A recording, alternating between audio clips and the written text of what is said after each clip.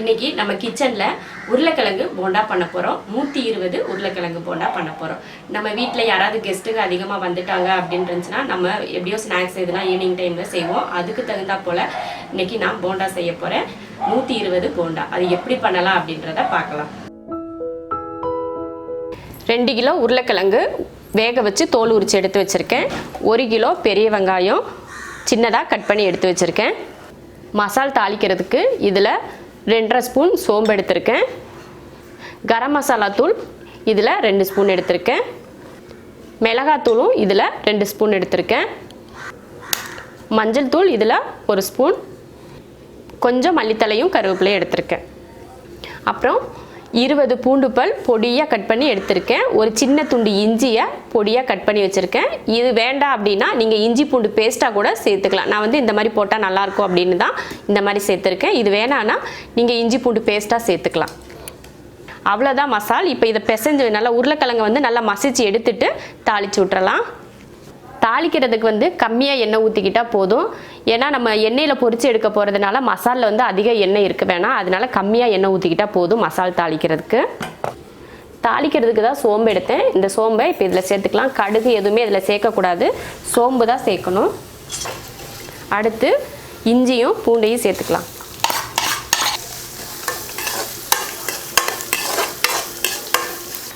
இப்போ இதை கொஞ்சமாக வதக்கிட்டு, ரொம்ப கருக விடக்கூடாது, லைட்டாக வதக்கணும். கொஞ்சம் கருவேப்பிலை சேர்த்துருக்கேன். இப்போது அடுத்து வெங்காயம் சேர்த்துக்கலாம். மசாலா அதிகமாக இருக்கணும் அப்படின்றதுக்காக தான் வெங்காயம் அதிகமாக சேர்த்துருக்கேன். வெங்காயமும் உருளைக்கிழங்கு அதிகமாக இருக்கணும் அப்படின்னு. உங்களுக்கு வெங்காயம் இந்த அளவுக்கு தேவையில்லை அப்படின்னு இருந்தால் 1/2 கிலோ வெங்காயம் கூட போட்டுக்கலாம்.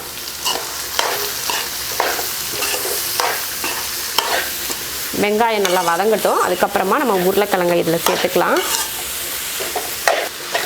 வெங்காயம் இந்த போல் வதக்கிடணும். ரொம்ப கருக விடுற அளவுக்கு வதக்கக்கூடாது, ஆனால் நல்லா வதங்கி சுண்டி வர அளவுக்கு வதக்கணும். அவ்வளோதான். இதில் மசாலா சேர்த்துக்கலாம். கரம் மசாலா தூள் சேர்க்குறேன், மஞ்சத்தூள், மிளகாத்தூள். மிளகாத்தூள் நம்ம காரத்தை பொறுத்து சேர்த்துக்கிட்டா போதும்.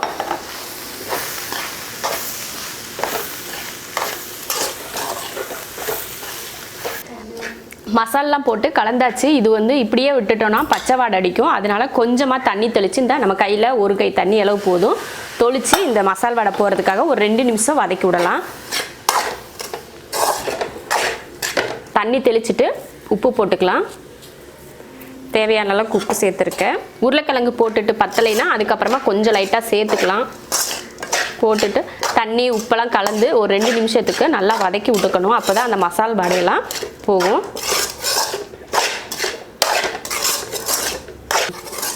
நல்லா வதக்கியாச்சு. மசால் வடையெல்லாம் நல்லா போயிடுச்சு. இப்போ உருளைக்கிழங்கு சேர்த்துடலாம். உருளைக்கிழங்கை இது போல் மசிச்சு வச்சுருக்கேன். அதை வெங்காயத்து கூட சேர்த்துடலாம். உருளைக்கிழங்கை போட்டு கலந்துக்கலாம்.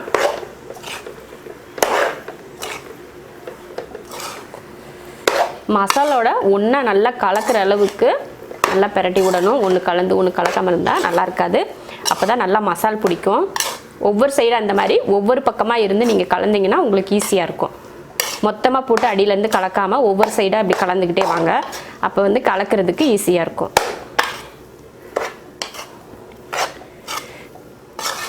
உருளைக்கிழங்க எல்லாம் நல்லா கலந்தாச்சு. இப்போ சாப்பிட்டு பார்த்தப்போ உப்பு பத்தலை. இதில் உப்பு அப்படியே போட்டோன்னா அங்கங்கே உப்பு பிடிச்சி ஒவ்வொரு இடத்துல பிடிக்காமல் இருக்கும். அதுக்காக எந்த அளவுக்கு தேவையோ அந்த அளவுக்கு உப்பு எடுத்துக்கலாம். எனக்கு இந்த அளவுக்கு உப்பு போட்டால் போதும் தான். இவ்வளோ போதும். அதில் கொஞ்சம் தண்ணி சேர்த்துக்கிறேன்.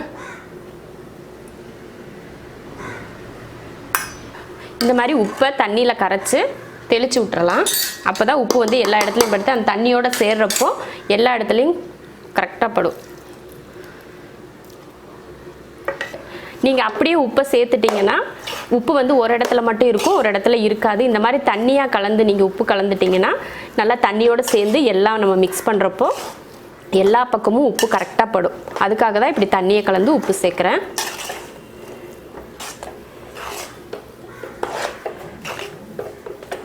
இப்போ எல்லாம் உப்பெல்லாம் போட்டு நல்லா கலந்தாச்சு. அடுப்பை வந்து இவ்வளோ நேரம் நான் வெங்காயம் போட்டு வதக்குனப்ப இருந்து சிம்மில் தான் அடுப்பு இருக்குது, ஹை ஃப்ளேமில் வைக்கல. ஏன்னா வெங்காயம் வதங்கினதுக்கப்புறம் ஹை ஃப்ளேமில் வச்சோம்னா அடி பிடிக்கும். அதனால நான் சிம்மில் வச்சு தான் இவ்வளவும் உருளைக்கிழங்கெல்லாம் போட்டு கிளறியிருக்கேன். அவ்வளோதான். இப்போ கரெக்டாக ஆஃப் பண்ணுற ஸ்டேஜ் வந்துடுச்சு. இப்போ உருளைக்கிழங்க ஆஃப் பண்ணிடலாம். அடுப்பை ஆஃப் பண்ணியாச்சு. மசால் நல்லா ஆற வச்சுட்டு தான் அதுக்கப்புறம் தான் நம்ம உருண்டை பிடிக்கணும். ஆறட்டும், அதுக்கப்புறமா நம்ம போண்டாவுக்கு போட்டு எடுத்துக்கலாம். உருளைக்கிழங்கு மசால் ரெடி பண்ணி உருண்டை பிடிச்சி வச்சாச்சு. 2 கிலோ உருளைக்கிழங்கு, 1 கிலோ பெரிய வெங்காயம், இது மொத்தமாக சேர்ந்து 120 போண்டா மசால் ரெடியாக இருக்குது. கரெக்டான அளவு பார்த்திங்கன்னா 120 போண்டா வந்திருக்கு. 2 கிலோ உருளைக்கிழங்குக்கு 1 கிலோ பெரிய வெங்காயம் போட்டு. இப்போ 120 உருளைக்கிழங்கு போண்டாவுக்கு மாவு எவ்வளோ போட்டு போண்டா செய்யலாம் அப்படின்றத பார்க்கலாம். இப்போ போண்டாவுக்கு மாவு கடலை மாவு போட்டுக்கலாம்.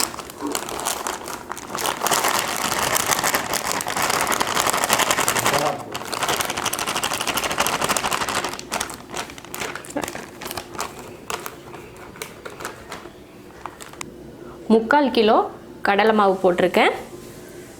3/4 கிலோ கடலை மாவுக்கு இந்த ஸ்பூனில் 1.5 ஸ்பூன் மிளகாத்தூள் போட்டிருக்கேன்.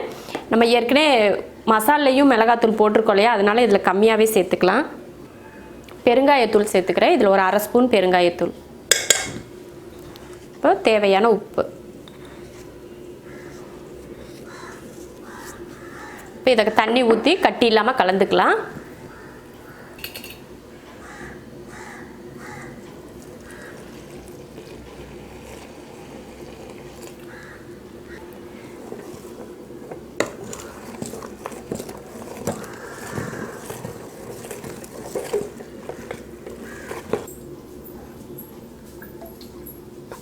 மாவை கட்டி இல்லாமல் நல்லா கலந்தாச்சு. ரொம்ப தண்ணியாகவும் இருக்கக்கூடாது, ரொம்ப கெட்டியாகவும் இருக்கக்கூடாது. கொஞ்சம் இட்லி மாவு பதத்துக்காச்சும் இப்படி இந்த அளவுக்கு எடுத்து ஊற்றினா இப்படி இருக்கணும். அந்த அளவுக்கு கலந்துக்கிட்டேன். 3/4 கிலோ மாவு கலந்து எடுத்து வச்சுருக்கேன். இது மாதிரி ஒரு மசாலா கையில் எடுத்துட்டு மாவில் அப்படி முக்கிக்கணும். முக்கின உடனே உள்ளே போட்டுறணும்.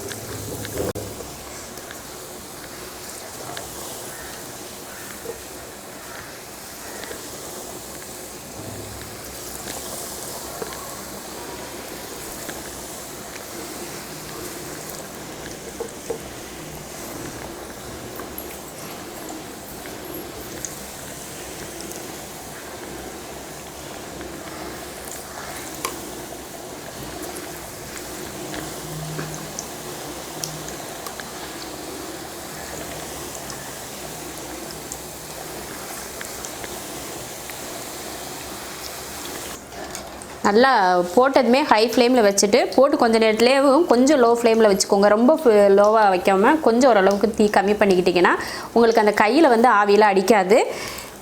டக்கு டக்குன்னு போடணும், இல்லைன்னா மாவு வந்து தனியாக மசால் வந்து தனித்தனியாக தெரியும். முக்குன செகண்டில் உள்ளே போட்டுறணும். பார்த்து மெதுவாக பொறுமையான வேலை செய்யணும். அந்த எண்ணெய்க்குள்ளெல்லாம் அவசர அவசரமாக செய்கிறேன் அப்படின்னு சொல்லிட்டு கைகளாம் எண்ணெய் படாமல் பார்த்துக்கணும். போண்டா போட்ட உடனேவும் கரண்டி வச்சு கலந்து விடக்கூடாது. மசாலாலாம் தனித்தனியாக பிரிஞ்சு அப்புறம் ஒன்று வீணாக போயிடும். அதனால் போட்டு கொஞ்சம் செட்டாக விட்டுட்டு அதுக்கப்புறமா தான் நம்ம திருப்பி போட ஆரம்பிக்கணும்.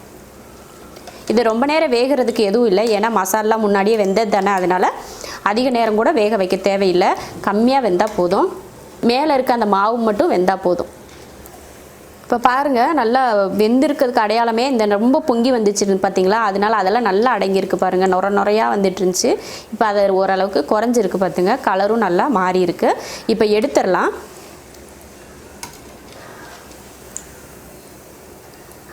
நல்லா எண்ணெயை வடிச்சிட்டு வேறு பாத்திரத்துக்கு மாற்றிக்கலாம். இதே போல் மற்ற எல்லா போண்டாவையும் போட்டு எடுத்துக்கலாம். எண்ணெயில் போடுறேன்னு சொல்லிட்டு கையை உள்ளே விட்டுறக்கூடாது. மெதுவாக போட்டு எடுக்கணும். ரொம்ப உயரமாக போட்டாலும் நம்ம மேலே தெரிச்சிரும். அதனால் பக்குவமாக பார்த்து போடணும். இந்த மாதிரி அதிகமாக செய்கிறப்பெல்லாம் நம்ம வீட்டுக்கு கெஸ்ட்டு ஏதாவது ஒரு ஃபங்க்ஷனுக்கு ஈவினிங் டைம் ஸ்நாக்ஸ் பண்ணுறோம் அப்படின்னு இருந்துச்சுன்னா அழகாக இந்த மாதிரி போண்டா நம்ம வீட்டிலேயே செஞ்சுக்கலாம்.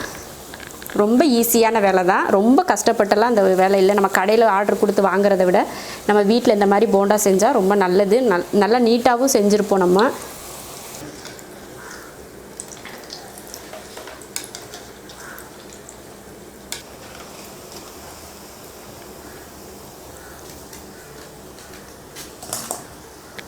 120 உருளைக்கிழங்கு போண்டா ரெடி ஆயிடுச்சு. இது செஞ்சு முடிக்க 1 மணி நேரம் தான் ஆச்சு.